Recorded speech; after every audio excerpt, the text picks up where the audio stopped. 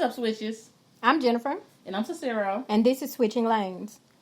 In 2008, July was established as Minority Mental Health Awareness Month. So in light of that, with it being July, we wanted to just touch on a subject that's still pretty taboo in our community, and that's mental health, of course.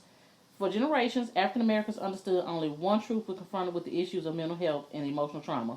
Silence was survival. Absolutely. Silence was survival. During my research on this topic, a lot of the issues that tended to come up the most were stigma, accessibility, and coverage.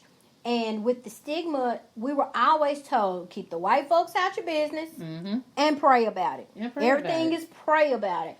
I believe in God. I do. I'm a firm believer in God. Some things require more effort, more action than just praying about it. Absolutely. And let's not forget with that survival is silence is survival. Let's not forget that comes along with that whole concept of if you're showing any type of vulnerability, that's a sign of weakness. Absolutely. And that was one of the biggest things I can just say growing up with me. Showing, crying, showing, oh, you've been a crybaby, oh, you're weak, oh, you're this, you're that. Right. She's just soft. She's really soft. We've been taught that that's a sign of weakness versus this is a way to get things out, and this is a way to vent, and this is a way to process. Definitely, and that's the issue, never being coached on the correct way to express your emotions, the correct way to process, like you said, to process your emotions. And so you kind of just stuck out there trying to find your way on your own, trying to figure out what's okay and what's not, even though you've already been told it's not okay to show emotion. It's not okay to have issues. And when you do realize, okay, I have issues, guess what? It's not okay to ask for help. Right. That's what they've been pounded with. That's what's been conditioned into you. It's not okay to ask for help. And on the flip side, when you do decide, I think I want to get some counseling. I think I want to talk to a psychiatrist. That word's taboo. Don't say psychiatrist. Don't say psychologist. Right. That's taboo. You crazy. Why you need a head shrink? Why you need to tell these folks your business? Right. What's wrong with you? You crazy. You ain't crazy. You just need a little prayer. You're not crazy. And that's coming from family. That's coming from friends and other people around you who, instead of encouraging you, they tell you it's not necessary, or they tear you down. Again, like you said, it's a sign of weakness because you're trying to ask for help. Yeah, and with that, someone, when we decide to go through counseling, and I say we because I have gone through counseling before, and I'm very proud. I advocate for it. Absolutely, I'm a total advocate for getting counseling. So when you go through counseling, you're almost scared to tell people that you've seen a counselor, that you've been in therapy, because of that stigma. Because people, ask you again, what's wrong with you, or they'll kind of look at you and maybe shun you. I mean, your family members may shun you. Some of your friends may kind of look at you a little side eye, like, what's wrong with her? The side eye. You take a mental health leave from work, and everybody think, oh my God, don't sit on her desk. She nuts. Don't move that pencil. She crazy. Right. So it's a really, I mean, in 2019, it's amazing that that's still a major hindrance in our culture, where you have people who they say with the African American culture, kids who grow up in certain areas, kids are more likely to see more violence. More African American kids are more likely to see more violence than white kids. Absolutely. So that's going to contribute to post-traumatic stress disorder and anxiety, especially anxiety.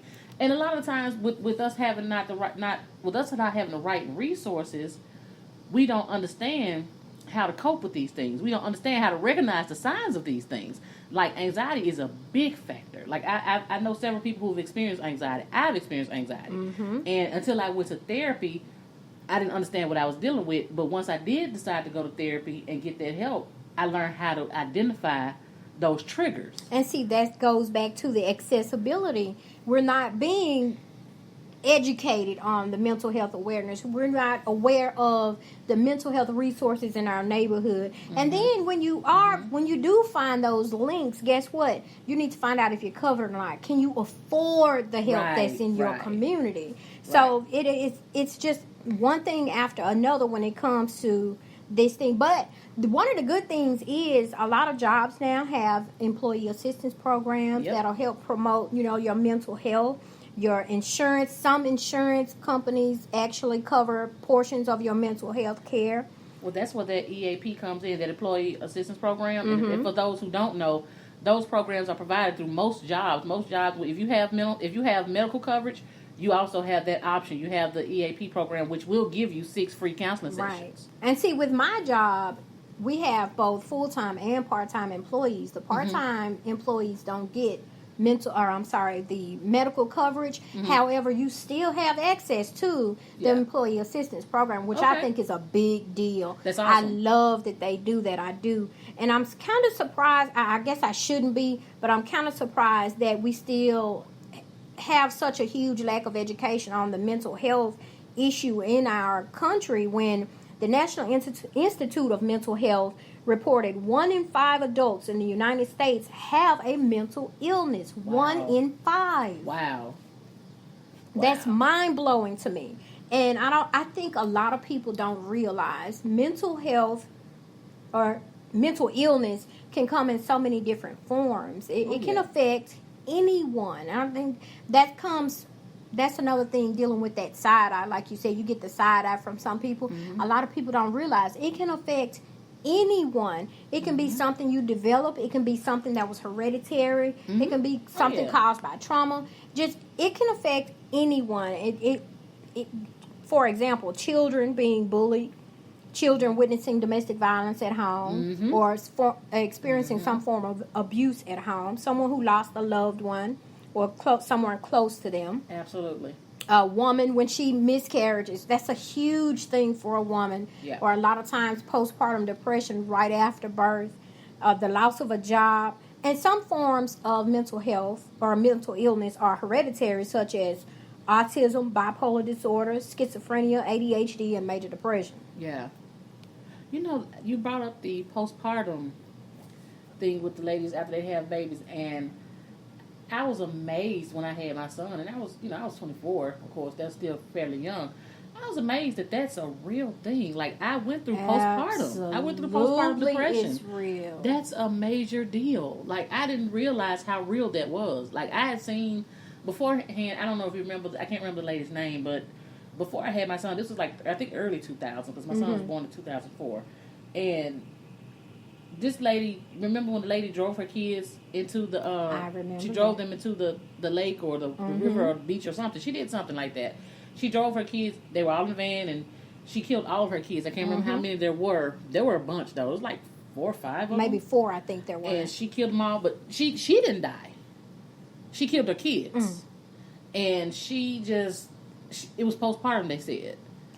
People don't realize the seriousness of it. That's a heavy topic. Right. Your body is already going through so many changes, and your mind is trying to adjust. Right. And you're not receiving the support that you should from the people around you, Right. because they're assuming, oh, you're just being lazy. You just need to get up. You just need to pray. We're going to go back to that prayer.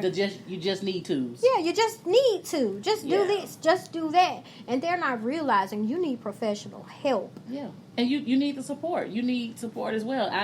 My biggest thing with the postpartum, I didn't have to get the counseling after the postpartum or during that time, but I did have a good support system. Right, and okay. So I was able to get through that, because one of the biggest contributing factors to my postpartum was the fact that I had just lost my mom a couple of years prior to having my son. Right.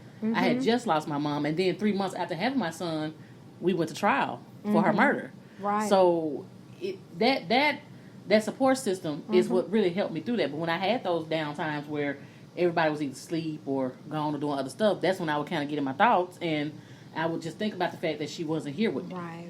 So it's a major deal, and you're starting to hear more and more people talk about it. You're starting to see actually more news, sadly, that women are having these postpartum issues, and they're killing their babies, or they're abandoning their babies, or they're attempting to kill their babies. Right. So it's definitely a major factor. Mental illness is playing such a huge part in our community, and it's so many of us that are disconnected from the truth. I don't think we realize how it's really saturating our community. We are completely surrounded by it. Look at the large amount of homelessness we have right now. Yes. Can you imagine? Like, mental illness plays a large part in our homeless population. Especially PTSD. Because you have a lot of homeless veterans. You have a lot of vets on the street. Yep. A lot of vets who went out and stood up for our country and came back and didn't have the proper resources, and they're out on the street. I used to work with a guy like that, and he walked around. He was about our age, and he walked around at work kind of zombified. And Wow. He had just like the saddest eyes, and I figured something was there, and I wasn't sure, but I figured something was there. But then when I finally sat down and talked to him and spoke to him, he told me his story. He had been over to Afghanistan twice, and this was post 9/11. Right. Okay. So he had been over there twice, and going through all of that, and then on top of that, coming home and going through a divorce. Wow. He told me he literally drank, and I don't know where he is now, but he literally drank to sleep. He had to drink to sleep. That's so that sad. he would have the nightmares. But listen to what you just said. You took the time to sit down and talk to him. Communication is key. Absolutely. And we are not communicating effectively. Absolutely. We are not paying attention to the signs in our friends and family that something may be wrong. When we notice the signs, we're not encouraging them to get the proper help that they need. It's important, and it goes back to what you said previously about the support system. Your support system is everything. Be careful who you surround yourself by, because those people qualify as your support system. If something should take place, how are they going to jump in and help you? How can they support you? Yeah. I mean, and it also goes back to what you said about the education part. You have to know. You have to know what to see, what to look for. Absolutely. And because you have to realize sometimes, have to take a step back and realize this person not just acting out because they're crazy. They're not just acting out because they don't have anything better to do. Something's going on. What else is going What's going on behind the scenes over there? And be willing to put in the work. Be willing to do the research. You don't have to accept the first diagnosis you get. If you don't believe it, get a second diagnosis, or do the research on your own. They want to put them on medication. Research the medication. Know what's going on in your body. Understand why it's being provided and what it's supposed to correct. Don't just go off of whatever someone's word is, but put in the work. Do the work toward being mentally healthy. And being knowledgeable about it. Absolutely. And being knowledgeable about it. I mean, and because I tell myself all the time, adults are just like kids. We sometimes we don't know how to process what we're dealing with. Very true, and I'm glad you said that. It reminds me of a quote by Frederick Douglass, which said, "It is easier to build strong children than to repair broken men." The most profound quote I've read that could relate to mental health. Absolutely.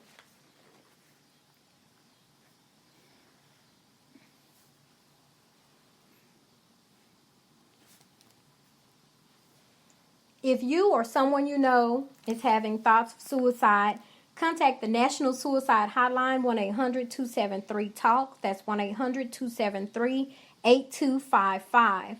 Also, be sure to contact or check out our Facebook and Instagram pages for additional resources on mental health.